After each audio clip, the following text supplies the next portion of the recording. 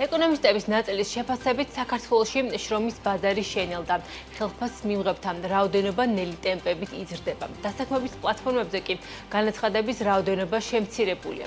მაგალითად, JobJiz-ზე პირველ კვარტალში 17886 ვაკანსია გამოქვეყნდა, რაც წინა წლის ანალოგიურ პერიოდთან შედარებით 15.7%-ით შემცირებული მაჩვენებელია. სპეციალისტების ნაწილი ამბობს, რომ გადახურების ფაზა შრომის ბაზარზე სრულდება, რაც მიუთითებს იმაზე, რომ ვაკანსიების და ხელფასების მაღალი მაჩვენებლებით ზრდის ტენდენცია დასასრულს მიუახლოვდა. რაც აჩვენებს ოფიციალური მონაცემები. რა ტენდენციებით ვითარდება შრომის ბაზარზე და არის თუ არა კადრების დეფიციტი ბიზნესისთვის კვლავ მთავარი გამოწვევა. ელენე გოგბერაშვილი მუშაობდა თემაზე და ახლა შეფასებებით პირდაპირ ეთერში გვერდება. ელენე, მოგესალმებით და გისმენთ.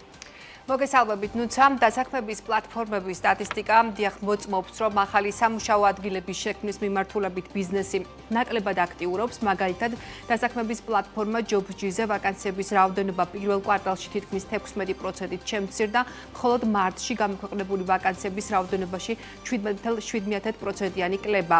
11%-ით არის შემცირებული ვაკანსიების რაოდენობა HRG-ს პლატფორმაზეც, ის რომ მარტისთვის სტატისტიკით ხელფასის ამღებთა რაოდენობა ბოლო წლებთან შედარებით უმნიშვნელოდ იზრდება. დასაქმების პლატფორმებზე კი ბიზნესი ნაკლებად აქტიურობს. ეკონომისტ გიორგი ხიშტოვანისთვის ეს სიგნალია იმის, რომ შრომის ბაზარი, რომელიც იყო ძალიან აქტიური და რაღაც ეტაპზე გადახურებულიც კი 2023-24 წლებში შენელდა, ახალი სამუშაო ადგილების შექმნა კი დაქირავებით დასაქმებულებისთვის აღარ ხდება, რაც ბიზნეს სექტორის დინამიურობაზე და თავშეკავებულობაზე მიანიშნებს. შემთხვევაში უფრო ნაკლები კლება დაახლოებით 11%-ზე ვსაუბრობთ.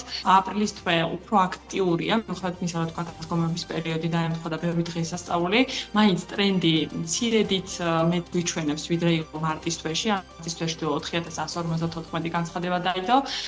აპრილის თვეში ამ ტრენდით დაახლოებით 4500-მდე ვაკანსია გამოვა ჯამში.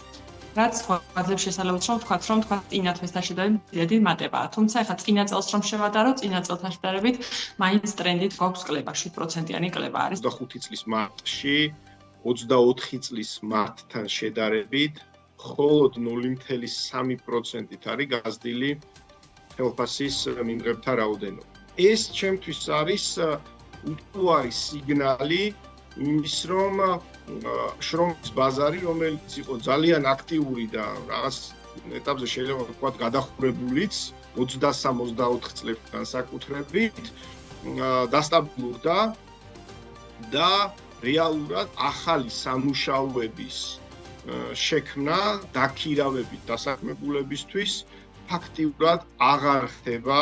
ვაკანსიების რაოდენობაც შემცირებულია თითქმის 12%-ით, რაც ასევე ადასტურებს იმ მოძრაობას, რომ შრომის ბაზარი შენელდა და რეალურად ახალი სამუშაო ადგილები არ იქმნება.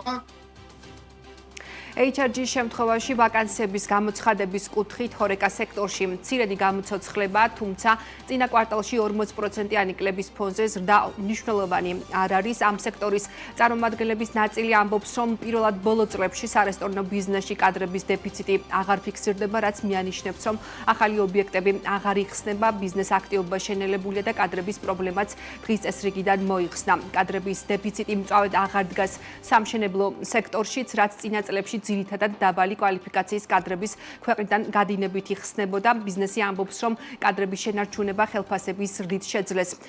სამშენებლო სექტორში ბიზნესის ნაწილი კადრებს ისევ ეძებს, დეფიციტურ პროფესიებს კი უცხოელი კადრებით ანაცვლებს.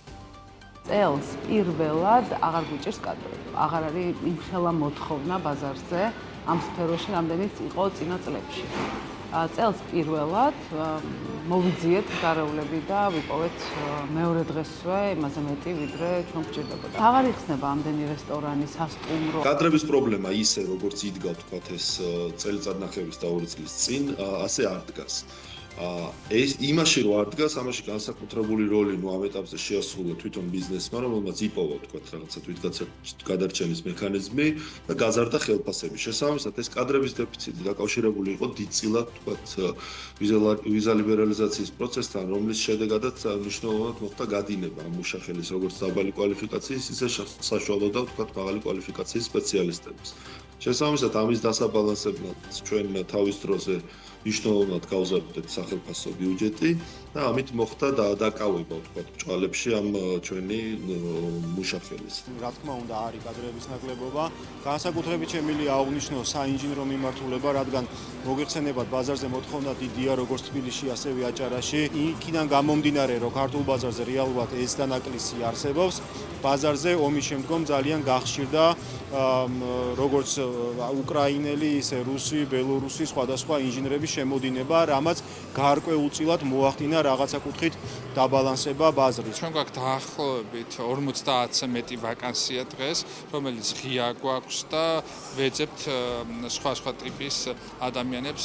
ვერ უპოულობთ, ზოგადად საქართველოს ბაზარზე არ არის ძალიან ბევრი ადამიანი, რომელიც თანამედროვე ტექნოლოგიებში, თანამედროვე სამშობლო მასალებში ერკვევა და ასევე შრომითი მიგრაცია დიდია, ბევრი ადამიანი წასულია საქართველოდან. როგორია ტენდენციები დღეს შრომის ბაზარზე? ვრცლად ამ თემაზე რეპორტაჟს მაყურებელი საღამოს 19 საათზე საქმის კურსის გამოშვებაში ნახავს. მადლობა ელენე, ელენე გოგბერაშვილი იყო, რომელმაც დასაქმების ბაზარზე არსებული ვითარება გაგვაცნო.